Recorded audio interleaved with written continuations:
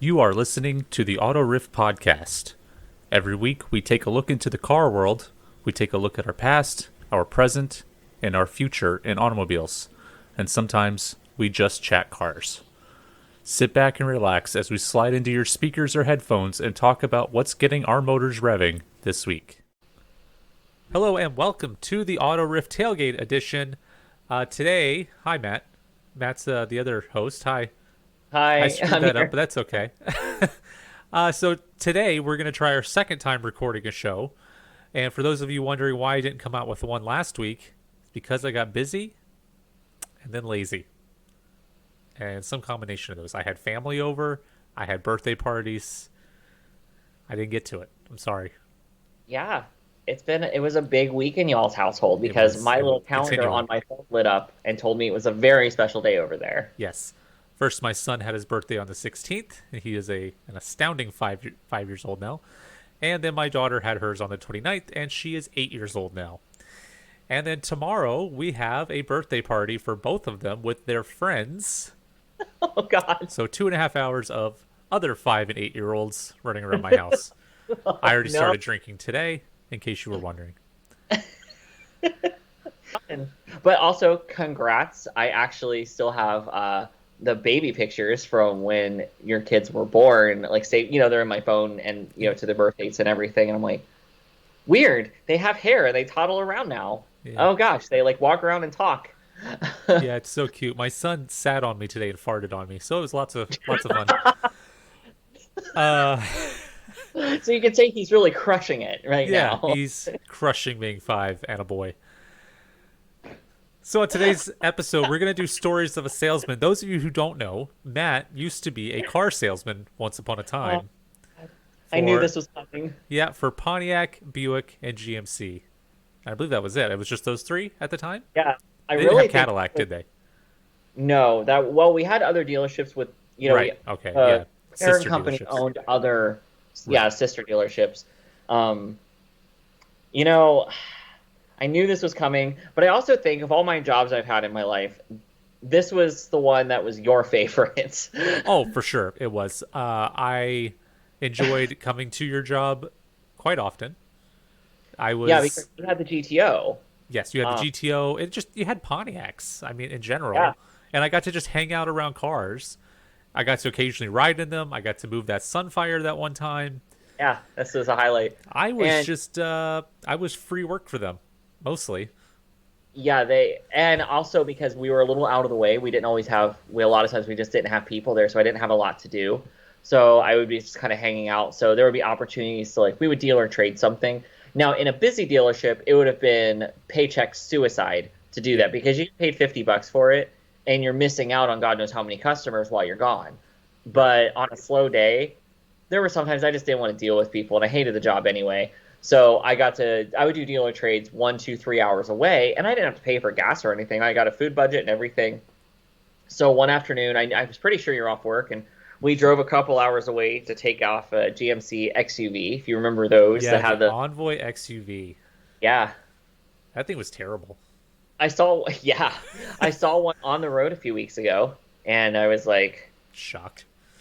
I should take out its tires and do it a favor. Yeah. Um, but I remember calling you, and we lived probably 30 minutes away. And I was like, "Hey, you So want to do I this was trying dealer to remember what part of Orlando area was that dealership in?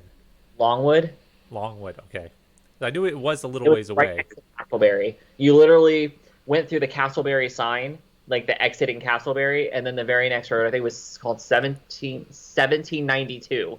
Okay. It was it was like an other end of Orange Blossom Yeah, Trail, yeah. technically. And OBT? yeah.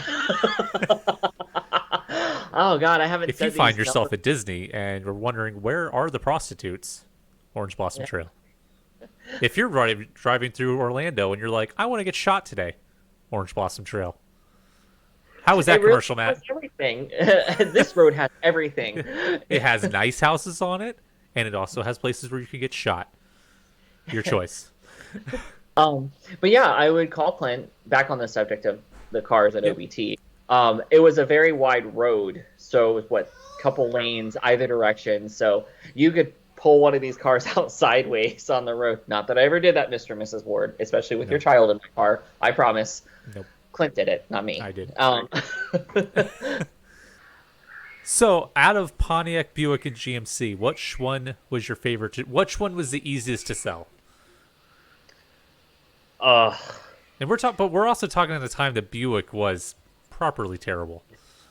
yeah, we actually had the Buick building. Like the main building was Pontiac GMC, and then 500 feet away was the Buick building, and we had Right. two sales guys, both of them first name Jim, dominated that building. Then we just left him there because there was nothing to do. Right. Most of my sales came from our used car lot. We made a lot more Okay. money off used cars. New cars, most dealerships do not make money off new cars. It's by Really? unit. Yeah. So when Oh. you sell, I made maybe $50 off a new car, Huh. but off a used car, I can make 1 to 600. And the one time I was going to make about 800 off a used car, I had literally gone to the bathroom, and one of my people came back in to finish closing, and one of the sales guys walked him into F&I, into finance, and helped him close it, so he got half of it. So I would have thought. That you made that at least the dealership. I figured that they made more money on used cars. That makes sense. But I would have figured there's more wiggle room on new cars. Not usually. Not at the time. Now, obviously, the world is very different now, Right. so I don't know what it is now, but at that time frame, no. Okay. And days of haggling ugly prices, even in 2005, 2006, were pretty much over then, thankfully, because obviously it's a really ugly process when you buy a car. It's just horrible. It sucks. It's not fun. It can be really shitty if you, especially, and even at a quote unquote reputable dealership, it can still be awful. But they're still, where they make all their money is in finance, is F&I. That is where all the money is made. If you Right. just buy a new car with nothing extra, the dealership doesn't really make anything off of it. So Okay. it's done by unit. So, and the units count, used cars were like, they marked it on a wall for us. So like a new car was a full X, and then a unit was a half, like a half slash. And then if you got to X number of units per month, you would get, it would up your, what you brought home by several percent, by like 20%, 50% or something. Uh-huh. So instead of bringing maybe $1,000 home, you might get 1,500 or 2,000. And if you sold even more than that, it was an incremental increase. And honestly, the whole industry sucks. It sucks being a car salesman. People hate you. You can't do anything, and everybody expects you to know everything front to back and get really angry with you. And different dealerships have different fees, and they call it different things. Like one guy was like, "You're not going to charge me a dealership fee," which was like $600 per unit. And I was like, all of them have it. And he goes, no, they don't. Well, then that's when I learned that not everybody calls it the same thing. Right. And he goes, you lied, but I don't think you intentionally lied. And it took all of me not to scream at him that it never went away. It just got buried in something else because the dealership at the times, anyway, couldn't eliminate it. It just was called something else, or it bit you somewhere else. And all you're doing is screwing the person making money. And we did not make good money because No, it was I remember you didn't make a ton. Yeah, doing I it. was working like just 60, 70, 80 hours a week making it nothing, which if you're listening, I worked for Pontiac Buick GMC, and Clint was at the dealership a lot of times to drop off lunch for me because I literally just couldn't freaking leave Yeah. to go do anything for myself because he would just catch so much hell. And it was so Well, God awful. forbid you were mid-sale. Like you said, that if you ran to the bathroom and somebody else walked that person to another room, all of a sudden they got Just half things your that commission. are unnecessary. Yeah. And he sat there with him, and I didn't know they'd walked in. Somebody goes, "Hey, those people that bought this, it was a loaded GMC Yukon. I remember it was a custom one that had come back through as a used car, and the guy that bought it had a GMC custom Yukon that he just worn out and wanted another one. Yeah. And this was a used one. He loved it, and I was so angry because the guy was super nice and he didn't know. I think he figured it out because he was pretty disgusted with the dealership too. because I spoke after, and he asked like, "Why did that guy?" I was like, "I literally just walked to the bathroom. I didn't even know the guy was in the building. I Yeah. literally walked away because it wasn't even I wasn't even the next person up to take a customer, which are called ups, by the way. And people are really freaking neurotic about using the right lingo. I'm like, it's a freaking guest or a customer, you Right. know. They call car customers are called ups. Oh, somebody's coming up, taken up. Now every dealership does it differently. Some of them have like lot porters that when you come to the dealership, you browse around, do whatever you want. They'll approach you and tell you, okay, the way it works here is you browse whatever you want, and then if you want to talk to somebody, you tell us, and then we'll get you somebody to avoid the whole like Right. being harassed. Because sometimes you're just walking around and you're just getting the crap annoyed out of you, Yeah. and all you're literally trying to do is just look at something. Well, I don't know how many times I've gone to a car dealership on a Sunday to avoid that exact thing, being harassed, in hopes that they forgot to lock a car or two so you could just look inside of them. Right. Which And usually obviously, there's most of one the or time you two. can't do that because an alarm will still sound. Yeah. So annoying. Yeah. Yeah, many times I've scouted out a car on a Sunday and dealt with dealt with that. So working in the dealership was really not fun, depending on who was working that night. It could be really ugly, and I was a lot younger than I was only 19. Yeah. So at 19, I easily looked 14, Right. and I got a lot of ugly comments because, well, one, I'm gay, and so that wasn't fun. Um, so people would say a lot of underhanded things to me. The service guys could be really awful to me, and I'm like, but you just did that wrong. By the way, not the right thing to say. Um, and because I would recognize that they did something wrong when they sent the car out to us, and I'm like, that isn't right. You know, Right. I mean, literally had a Sunfire, and I had the Cavalier at the time. So these little things that would break, I was very aware of them because they'd already broken on our cars. Right. Because the Sunfire was still being sold at this time. We had the Yeah. last like bit of Sunfires that could still be bought new. Yeah. The G6 was released at the time, and that at the time was intended to become the bread and butter of Pontiac of Yeah. their sales. The And it was G6 not a bad car. replaced the Grand Am, Yeah, and then the and we had G5 replaced the Sunfire. right, and I didn't have a problem with them. It was just that we had a lot of 2000 at the time, 2000 and 2001 Grand Dams coming back for trade because they're 5 years old. People are paying them off. They're coming in and um, you know, just doing our best to like they're trying to get out of them, getting to the next type of car. And so we had all these Grand Dams come back through, which were great for people that, like a high school kid needing a car or a college kid. One of our sales guys, his Explorer is a really, really old Explorer. It was like the family's car. And this poor thing was barely on its last leg. And at the time, it was 15 plus years old. So when he tried to buy one of the trade-in Grand Dams because he just needed a car really bad, it came in the night before. He put his name on it, and we had tons of them. Like we had other Yeah. ones that were coming in. Just this one was ready to go, and he so desperately needed a car. One of the other salespeople intentionally pulled his stuff off of it because he had the money for it. Everything. He was just going to buy it cash the next morning. Sold it. Came into the office and sold it out from under him, just because. There were several others she could have easily sold this person, and she waited 2 hours. I mean, when it came to those things, it was just an unnecessarily ugly move just to show dominance and control. Well, it's very, yeah, it sounds like it was very cutthroat.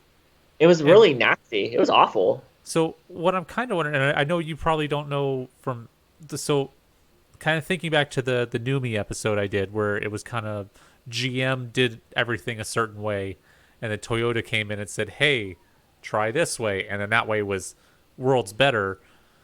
That did not happen with Pontiac. No, obviously not. Okay. No, what I'm wondering is because your experience obviously was in a GM dealership, if Right. that sense of cutthroatness was just a GM product, or was that you think car sales wide? It is car sales wide, but it's worse in that kind of dealership because they were still commission and draw system based, and the management fostered that kind of The competition. like one of our managers was still from the time when you could be really, really ugly to everybody. We had some people, they weren't sure which car they wanted, and they wanted to come back and test. This was my last week at the dealership, by the way. Mm. I don't think I ever told you this happened because I think you would have walked in and beat the guy to death for it. And I think had been one of those situations where any of our parents had been there, they would have literally killed them for this. So the manager, his name was Ray. I needed the keys for something because this couple came in and they were trading in like a Dodge Durango, like an old SUV that they just didn't want. They wanted something a little smaller. And the Ray didn't know they were literally around the corner. And these are glass walls. The top half of all of our walls were glass. Uh-huh. So it was an open sales floor with a couple offices. And you could see everything. So I was standing in a hallway of glass that everybody can see in, and I asked Ray for something, and he was mad that I didn't force the sale, essentially, like I wasn't being pushy enough, and I refuse to be that way. Like, if you don't... what he wanted me to sell them, they didn't want or need. This was a young couple that didn't have kids yet. They didn't want to replace their Dodge Durango with something equally as huge. Right. You know? Right. And he got about 3 inches from my face, screaming at the top of his lungs, thinking the dealership was empty. And I walked out. I mean, I was like, I could have thrown up. I was so embarrassed. I was mortified. I was sick to my stomach. And also, let's keep in mind, I'm literally an abuse survivor here. It was not good. I walked out and I was shaking. And I was like, no, it's not a good time. I don't think. And they're like, I mean, I thought the lady was going to hug me. I mean, they were probably in their late 20s, early 30s. Yeah. And I saw the look of like horror and pity on their faces, and I'm like, I'm done with this. And I turned in my notice, I think the next day or that night. And he wasn't the first manager to do that. The other ones were like, you need to stop worrying about these pity ass, Sunfire and G5 sales. And I'm like, well, if people need a smaller car, because this was the first, if you remember this time frame, this was right when gas prices first started to really spike. Yeah. Yeah. And people were kind of leery on buying SUVs and bigger trucks unless they needed them. And the economy was, at the time, it hadn't crashed yet, but the signs were there and people were getting nervous. And I was aware of that. I'm not going to try to bully somebody into something they don't need. Like, there's a reason people hate car salesmen, and you should, because if somebody's being pushy, get a different salesperson, because there's probably somebody else in the dealership who actually wants to do their job in the sense that you aren't going to come back screaming at them. Yeah. And it was a really bad experience. But it was a really toxic, horrible environment, and it really questioned how much I loved cars. So something you said in there kind of got me thinking, and you were saying how that boss that yelled at you didn't want you selling the Sunfires and the G5s and whatnot. So kind of what I wonder is, so if you think about the car market as it is now and how everything is SUVs. Yeah. But how much of that do you think is driven by salespeople pushing the SUVs when someone maybe came in for a car? A lot. Because, SUVs are more comfortable. And, I mean, there's no denying it. I mean... Well, sure. And I'm willing to bet they make a ton more on SUVs than a car. But... yeah, every time I ever went in for a car, I've never not had somebody try to say, well, we have these SUVs that are a lot more comfortable. And especially a lot of SUVs now they don't only sit up high, but they are more comfortable than they used to be, And so you get like kind of the minivan driver feel, but without the minivan, and something that's a little more stable on the road. It's a little more capable, even if you never use it. But also people are more likely to get warranties and stuff on these SUVs to protect a bigger investment. Because I remember somebody coming in, they were torn between a Jeep, between a car and SUV, and they got a GMC Envoy, not an XUV. Yeah. And it was going to be, with the trade and everything, they were going to have to finance $40,000. And this was in 2005. Yeah. And the lady was like, I don't want to finance $40,000. And the sales guy was like, well, you can afford it. And I remember her going, and? Yeah. They do not care. Or at least in this dealership, it was I've been to other dealerships where they were very much like, they would lay out the options, and I've told them, like, no, this is what I'm doing. They're like, well, this might be a better one for you, and we can customize. This is what we can customize. This is what we can't. Right. And so if you find the sale, one person was like, yeah, I'll make like $2,000 more by you doing this, but it doesn't help me if you're miserable and write me a bad review. I'm like, yes, very good. It's kind of a live today, fight tomorrow thing. People definitely try to push. Of course, when you go into finance, someone's always trying to push the most expensive Well, plan. I feel like they take your financials, figure out how much the bank says you could afford, and then they try to get you as close to that mark. Oh yeah, Like pretty it's much. you were saying with that lady, it was like it was a $40,000 car. And they're like, well, you could afford it. It's like that doesn't matter. You know, I don't want to Right, spend every available dollar I have on right. bills. When we got the house, like when David did the pre-qualification, we agreed that we'll just have him on it. It's just easier to have one person on a house because the paperwork, as you know, is just. Yes. Yeah. I hope it's better in Canada than it is here because the process of financing and buying here is just Yes, awful. it was. Oh, I don't know. We talked to a guy, and then here we are. Yeah, well, we talked to like 40. Yeah. So they said, hey, with just they do like a basic pre-qualification to kind of give you a ballpark, and they said 220. That was just like, okay. Well, when you start telling people that, they immediately try to get you to go to 215, Right. 222, Yeah. 225, and if you put down some money, and we're like, or we could spend 170 and not have to worry about that at all. Right. And have a Like, few extra dollars in the bank for. right. So we targeted like 160, 170. And yeah, we knew we were probably going to go over, but going over, but still being $50,000 less than the max, we didn't have to worry about anything surprising us at closing. Right. So, in cars, it's the same way. And, buying a car is a huge investment. And anybody listening to this is probably a car enthusiast that's been through it. They've haggled, they've probably been yelled at or yelled at somebody. They've had somebody insult their intelligence. And, sometimes it's the salesperson that's terrible, and sometimes it's the manager. And if you ever want to say, well, they could find another job. Well, and Well, sometimes, yeah, it's the system in which that they work, right? If yeah, if it's based on even the manufacturer saying, in your instance, we're going to pay you on units sold, that you're going to try right. and pump out as many units Yeah, as you're just trying to get possible. them out. Yeah, And I would rather somebody just buy the car. And then sometimes people come back like, well, they never offered me that at finance. I'm like, well, you told us no, so I didn't push you. yeah, Okay, be mad. I would rather you be mad that you didn't spend money than be mad that you did spend money because one is worse. right. And well, because it kind of, and again, in reference to the Numi episode, was that GM was very set on how many units it could push out of the line, regardless of how many defects they had. Right. So it was push all these cars out. You forgot a bolt. You forgot a bolt. You forgot a bolt. Now this thing's three quarters put together, and it hits the end of the line and gets pushed to the side, and some other guy has to come and do it because to them it was how many units can they get out, whereas Toyota was like, no, get it right, get it right. Oh yeah, cars were cutthroat, and Yeah, all of no, these I things. think if we've learned anything from this episode, and we'll wrap it up here, is that owning a car is great, buying one is not. Right. I Every time we have to go through it, David hates it so much. It's one of the few things the only things we actually share are a car and our cell phone bill. So by proxy, of course, we share car insurance. Yeah, And it's just so both of us have to be there to sign papers. And I'm not comfortable picking out a car and just bringing it home without him at least sitting in it and looking at it.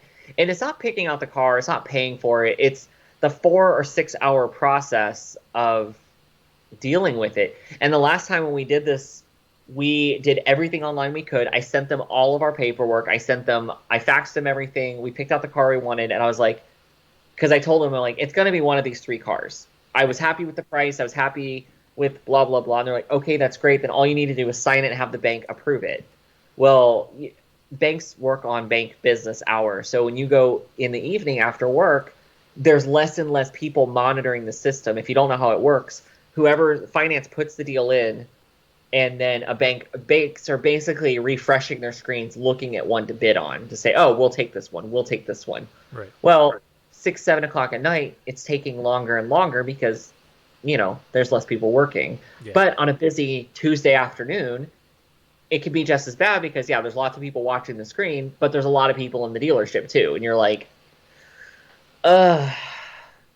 And so also, you don't know. It can take forever. And salespeople, a lot of times, don't have good soft skills, like customer service skills. yeah, So they don't come out and tell you, hey, it's going to be 3 hours. There is a restaurant right there that's delicious. Do you want to go get lunch? I'll text you when it's done. Take your time. Yeah. That's the time to say, here's a Starbucks gift card. Here's a Target gift card. Here, go buy yourself food. Go chill.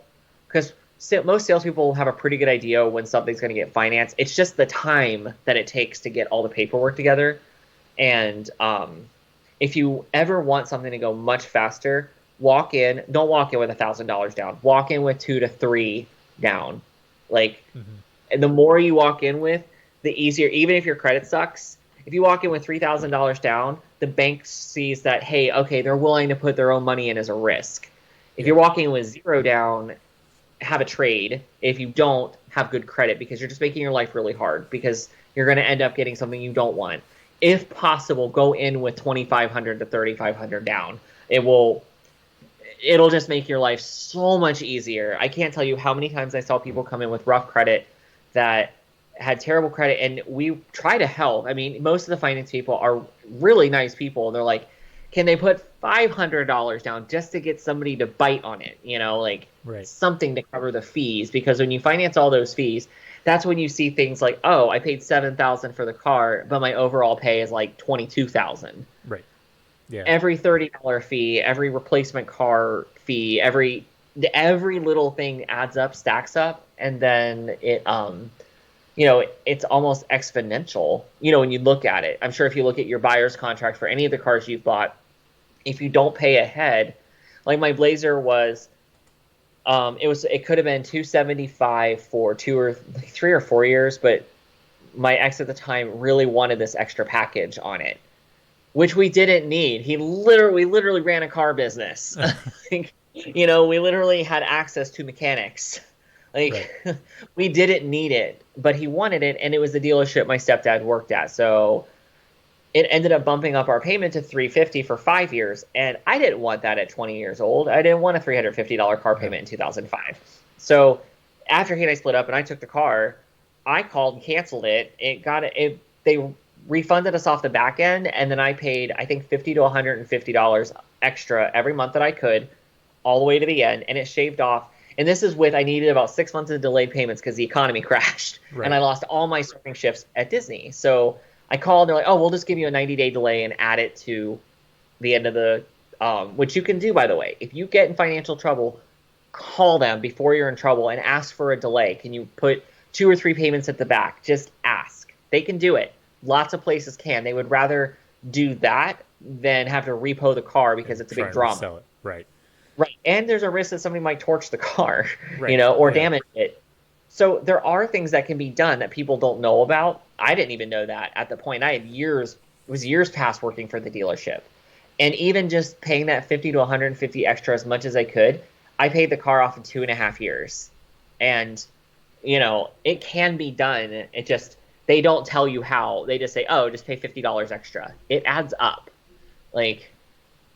But that's the car dealership. It's toxic as all hell sometimes, but look for the people that are willing to be honest with you.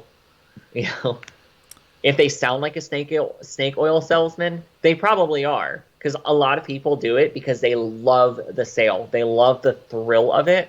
And the moment you sign those papers, they give no shits about you. They don't care. They'll go home and tell their friends all about it. They will go to the vending machine, buy a soda, walk over to us, and tell us how they don't give a crap about the guy that just came back and complained and they sold him a shitty car or sold him something they didn't need. Absolutely happens. And that made me sick to my stomach, and I promised myself I would never do something like that, ever. And I never did. I never did shady shit to sell something. So my sales were never that high, and I didn't care because I could sleep at night. Right. So definitely I would say any consumer advice I can provide here: research what vehicle you want, what you need, what options you need, and go in there with the purpose of getting that.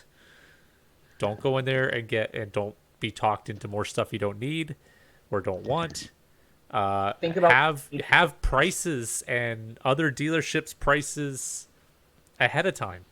So that if you're watching on the screen right now, you see that red Ram right there. I price matched a Ram in the Toronto area, which is about 4 hours away from here.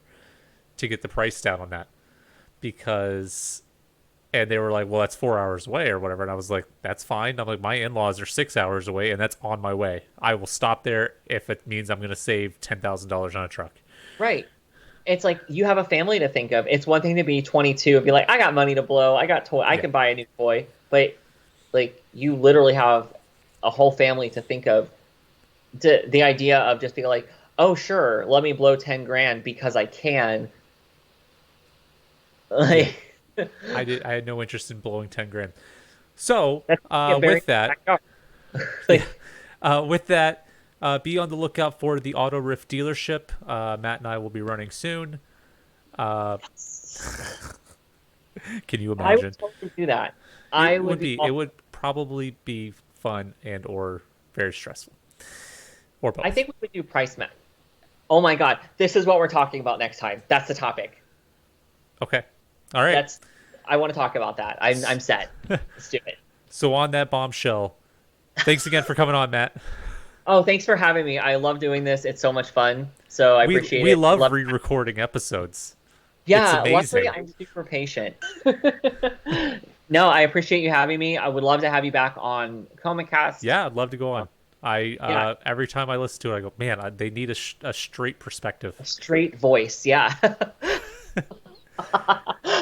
So until next week, thanks for listening to the Auto Riff. Yes. Thanks again for listening to the Auto Riff. Be sure to follow us on Instagram, Twitter, or Facebook, or you can email us at theautoriff@gmail.com. Without you, the listener, I'd just be a crazy person talking about cars to myself. I appreciate the support and the conversations with my listeners that this provides. Until next time, everyone drive safe and have a great week.